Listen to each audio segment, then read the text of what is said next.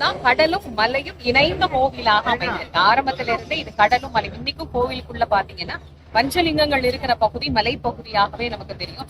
எல்லாரும் பாக்குற மாதிரியே தெரியணும் அப்படின்னா பெருமாளுடைய சன்னதியில சந்தன மலை அப்படிங்கறத இன்னைக்கும் நம்மளால பார்க்க முடியும். ஆக கடல் மலை இது அனைத்தோடும் தொடர்புடைய கந்தபுராணத்தோடு தொடர்புடைய ஒரு அழகான திருத்தலம், சூரசம்ஹாரத்தோடு தொடர்புடைய திருத்தலம் அப்படிங்கிறதுனால திருச்செந்தூர் மிகவும் சிறப்பு பெற்றதாக